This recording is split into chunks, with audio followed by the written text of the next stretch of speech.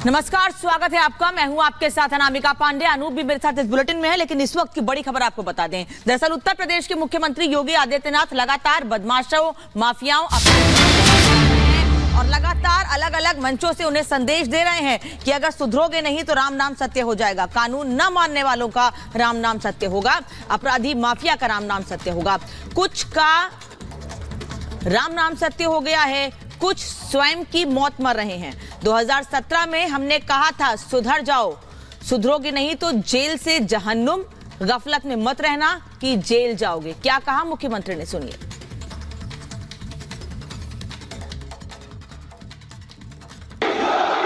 पहले लोगों को इस बारे में चिंता होती थी कि क्या होगा, कैसे सुधरेगा यूपी। मैंने कहा चिंता मत करो, अब तक बेटी और व्यापारी की सुरक्षा 17 के पहले यूपी में खतरे में थी, लेकिन 17 में जब आए हमने कहा देखो सुधर जाओ भाई, सुधरोगे नहीं तो गफलत में मत रहना कि जेल जाएंगे, जेल के पहले जहन्नुम पहुंचा देंगे। और बहनों और भाइयों, आपने देखा होगा, यानी कुछ तो भाई जो आम श्रद्धालु है उसके लिए भगवान राम का मंदिर है, उसके लिए जय श्री राम, लेकिन जो कानून को नहीं मानेगा उसका राम नाम सत्य है भी तय है। और आपने देखा होगा ना कैसे हो गया, कुछ तो राम नाम सत्य हो गए और कुछ स्वयं ही अपनी मौत ही मर रहे हैं। बहनों और भाइयों, विकास सुरक्षा की सबसे पहली आवश्यकता है, विकास की सबसे पहली प्राथमिकता है, सुशासन की पहली प्राथमिकता है सुरक्षा। देश की सुरक्षा हो या प्रदेश की बेहतर कानून व्यवस्था, ये केवल और केवल भारतीय जनता पार्टी दे सकती है। और एक बड़ी खबर की बात करते हैं। बड़ी खबर पाकिस्तान से, जहां सरबजीत के हत्यारे की हत्या कर दी गई। जी हां, बड़ी खबर आपको बता रहे हैं, सरबजीत के हत्यारे की गोली मारकर हत्या कर दी गई है। अज्ञात हमलावरों ने गोली मारी है और आईएसआईएस का गुर्गा बताया जा रहा है आमिर सरफराज।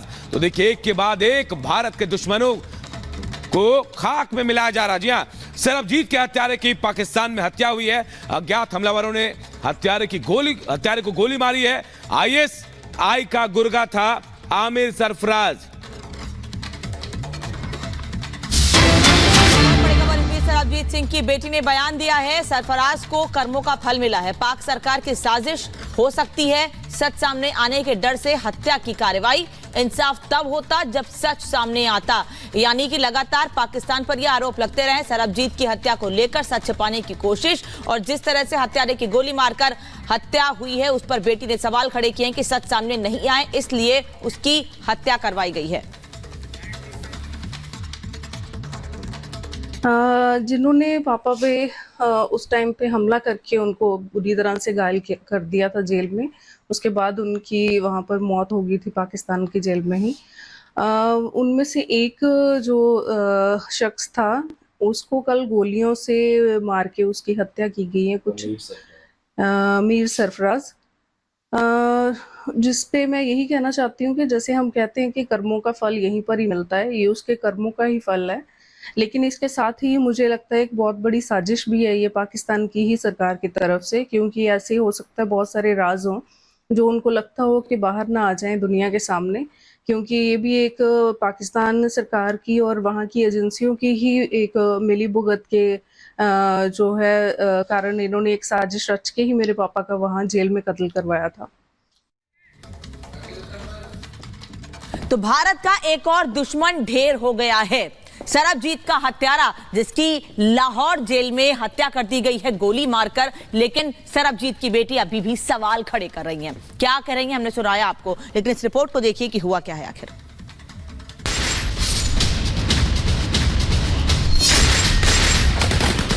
पाकिस्तान में उसी के आतंकी मारे जा रहे हैं, एक एक कर उनका खात्मा हो रहा है। लेकिन सवाल ये, जो पाकिस्तान दुनिया में आतंक को बढ़ावा देता आया है, अपने यहां आतंकियों को पनाह देता आया है, अब उसी के यहां आतंकी कैसे ढेर हो रहे हैं। आज पाकिस्तान से बड़ी खबर सामने आई है। लाहौर में अंडरवर्ल्ड डॉन अमीर सरफराज की अज्ञात हमलावरों ने गोली मारकर हत्या कर दी। आज हत्या कर दी गई लाहौर अंडरवर्ल्ड डॉन अमीर सरफराज की, जो खुद भी एक हत्यारा था। लाहौर में अज्ञात लोगों ने उसे गोलियों से भून डाला। अमीर सरफराज वही शख्स है जिसने आईएसआई के इशारे पर पाकिस्तान की जेल में बंद भारतीय नागरिक सरबजीत सिंह की हत्या की थी। अमीर सरफराज ने सरबजीत सिंह की पॉलीथिन से गला घोंटकर पीट कर हत्या की थी। अमीर सरफराज वही है जिसने आईएसआई के इशारे पर पाकिस्तान की जेल में बंद भारतीय नागरिक सरबजीत की हत्या की थी। पाकिस्तान की कोट लखपत जेल में अमीर सरफराज ने सरबजीत की पॉलिथिन से गला घोंटकर और पीट कर हत्या कर दी थी। पाकिस्तानी खुफिया एजेंसी आईएसआई के कहने पर अमीर ने सरबजीत को तड़पा कर मारा था। पंजाब के सरबजीत को पाकिस्तान में जासूसी के आरोप में पाकिस्तानी सेना ने पकड़ा था और अब इसी अमीर का हिसाब हो गया है। आईएसआई ने उसको भी खत्म कर दिया जिस अमीर सरफराज से सरबजीत सिंह का खात्मा कराया था। एक बात स्पष्ट है, आतंक का खात्मा फिर मौत ही है, आतंक का अंत भी मौत ही है। और आज अमीर सरफराज को भी मौत आई, उसका भी कत्ल कर दिया गया। कुछ दिन पहले चुनावी रैली के दौरान यूपी के सीएम योगी ने पाकिस्तान पर निशाना साधते हुए कहा, अब तो कोई पटाखा भी तेजी से फट जाए तो पाकिस्तान पहले सफाई देता है। नहीं, हमने नहीं फोड़ा है। दुश्मन बहुत ज्यादा डरा हुआ है। पाकिस्तान के अंदर 2 साल पहले 20 दुर्दांत आतंकवादी चुन कर मारे गए थे। ब्रिटेन का एक प्रतिष्ठित समाचार पत्र है द गार्डियन, उसने एक रिपोर्ट लिखी। पिछले 2 वर्ष के दौरान पाकिस्तान के अंदर दुर्दांत 20 से अधिक ऐसे आतंकवादी चुन करके मार दिए गए और इसमें भारत की खुफिया एजेंसियों का योगदान हो सकता है। अयोध्या में रामलला कोई विराजमान नहीं करते, आतंकवादियों का राम नाम सत्य है भी करते हैं।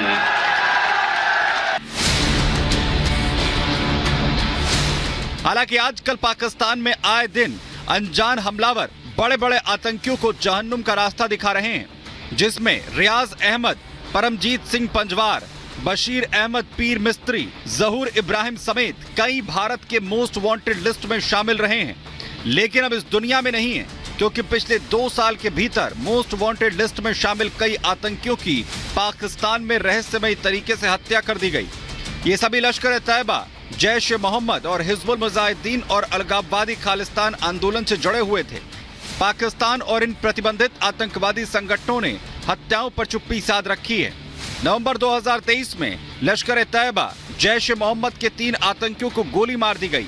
इनमें मौलाना मसूद अजहर और लश्कर-ए-तैयबा का चीफ रिक्रूटर का करीबी भी शामिल है। क्या इसके पीछे पाकिस्तानी सेना का हाथ है, या फिर खुफिया एजेंसी आईएसआई का हाथ है, या फिर कोई और ताकत जो पाकिस्तानी आतंकियों का सफाया कर रही है?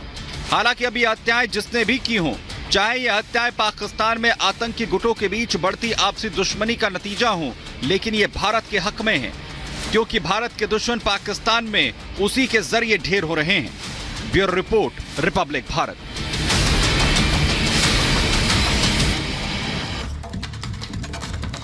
और चलिए अब आपको चुनावी अपडेट बताते हैं, क्या कुछ होने वाला है आज ये हम आपको बता दें। देखिए, केरल में प्रधानमंत्री मोदी 2 चुनावी रैली करने वाले हैं। ताबड़तोड़ चुनाव प्रचार प्रधानमंत्री का चल रहा है। केरल के अलावा वो त्रिशूर तिरुवनंतपुरम में मोदी की जनसभा है। इसके अलावा भी एक और जनसभा को संबोधित करेंगे प्रधानमंत्री नरेंद्र मोदी। तमिलनाडु के तिरुनवेली में पीएम की रैली होने वाली है। बेहद महत्वपूर्ण ये रैली है। तो वहीं देखिए, सीएम योगी आदित्यनाथ आज बिहार में 2 रैली करने वाले हैं। बिहार में दहाड़ेंगे। नवादा और औरंगाबाद में योगी की जनसभा होने वाली है और यहां अपने प्रत्याशियों के लिए वोट मांगेंगे। गृहमंत्री अमित शाह की बात करें तो अमित शाह त्रिपुरा और मणिपुर में आज चुनावी रैली करने वाले हैं। यहां भी जनसभा को संबोधित करेंगे। इसके बाद जयपुर शहर में अमित शाह का रोड शो होने वाला है। पूरी तरह से चुनावी माहौल में बीजेपी। तो वहीं बीजेपी के अध्यक्ष जेपी नड्डा मसूरी में जनसभा करने वाले हैं। जनसभा के जरिए वोट अपील करेंगे। तो जेपी नड्डा के पुडुचेरी में भी सभा है, रोड शो है, यहां भी जेपी नड्डा वोट अपील करते नजर आएंगे। अगर हम मायावती की बात करें, बीएसपी प्रमुख मायावती, आज 3 जनसभाएं मायावती की होने वाली है। इसके अलावा देखिए रामपुर, मुरादाबाद, पीलीभीत में, जी हां पीलीभीत में 3 जगहों पर मायावती की अहम चुनावी सभाएं और रैली होने वाली है। यह चुनावी अपडेट हम आपको बता रहे हैं। अगली बड़ी खबर क्या बताएंगे मेरे सहयोगी अनामिका पांडे। तो चुनाव अपडेट यानी कि कहां पर रैलियां होनी है, यह अनूप ने आपको बताया। लेकिन वहीं दूसरी ओर इंडी गठबंधन, जिसका एक और मुख्य विपक्षी दल है समाजवादी पार्टी, जिसमें टिकटों के बंटवारे के बाद टिकटें को बदलने का सिलसिला लगातार जारी है। एक के बाद एक टिकट बदले जा रहे हैं। वहीं दूसरी ओर आदित्य यादव को टिकट दिया गया है, जो कि बेटे हैं शिवपाल यादव के। बदायूं से चाचा का टिकट काटा गया है और आज वही आदित्य यादव अपना नामांकन बदायूं से भरने के लिए जाएंगे। बदायूं से टिकट दिया गया है आदित्य यादव को। दरअसल शिवपाल यादव ने पहले कहा था कि वो टिकट नहीं चाहते हैं, वो चाहते हैं कि उनके बेटे को टिकट दिया जाए। और परिवारवाद पर जब इस पर उनसे सवाल पूछा गया तो उन्होंने कहा इसमें परिवारवाद वाली कोई बात नहीं है, जो योग्य है उसे टिकट मिलेगा। और देखिए सपा से जुड़ी एक और बड़ी खबर आपको बता रहा है। सपा में टिकट बदलने का सिलसिला जारी है। जी हां, बदायूं के बाद सुल्तानपुर सीट पर भी प्रत्याशी बदल दिया गया है। सुल्तानपुर से राम भुआल प्रत्याशी अब प्रत्याशी होंगे और वहीं भीम निषाद, जिनको पहले टिकट दिया गया था, उनका टिकट काट दिया गया है। तो देखिए पहले बदायूं और अब सुल्तानपुर सीट से भी प्रत्याशी बदल दिया है। समाजवादी पार्टी ने सपा में टिकट बदलने का सिलसिला जारी है। सुल्तानपुर से अब राम भुआल निषाद जो है वो प्रत्याशी होंगे। भीम निषाद को पहले यहां से टिकट दिया गया था, उसके बाद उनका टिकट काट कर यहां प्रत्याशी बदल दिया गया है। तो सुल्तानपुर में अब राम भुआल जो है वो प्रत्याशी होंगे सपा के। भीम निषाद को पहले टिकट दिया गया था, लेकिन उनका टिकट काट दिया गया है। प्रत्याशी बदल दिया गया है सुल्तानपुर में सपा की तरफ से। ये बड़ी और अपडेट खबर आपको बता रहे हैं। लगातार सपा में टिकट के बदले प्रत्याशियों को बदलने का काम चल रहा है। पहले ऐलान किया जाता है, उसके बाद कहीं ना कहीं दूसरे उम्मीदवार को फिर टिकट दिया जाता है। संभावित उम्मीदवार सामने वाले विरोधी के देखते हुए यहां टिकट बदला जा रहा है, प्रत्याशी का नाम बदला जा रहा है।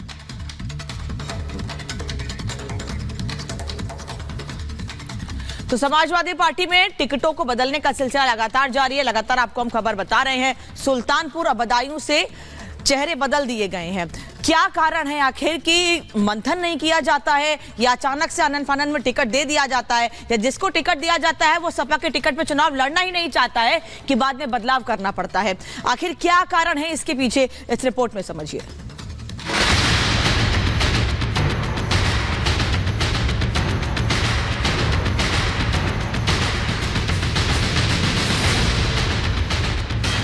लोकसभा चुनाव सिर पर है। पहले चरण के चुनाव में महज 4 दिन बचे हैं, लेकिन समाजवादी पार्टी में उथल पुथल का दौर अभी भी जारी है। जारी है बार बार टिकट बदलने का सिलसिला। पार्टी अध्यक्ष अखिलेश अब तक ये तय नहीं कर पा रहे हैं कि 24 के इस महासंग्राम में मैदान में किसको उतारें। मेरठ, मुरादाबाद, बिजनौर, रामपुर, नोएडा समेत कई ऐसे सीट हैं जहां समाजवादी पार्टी ने अपने उम्मीदवार को लेकर खूब माथापच्ची की और बार बार अपने अपने प्रत्याशी तक बदले। चुनाव से पहले समाजवादी पार्टी की साइकिल किस तरह पंचर है, इसका अंदाजा इसी से लगाया जा सकता है कि समाजवादी पार्टी की तरफ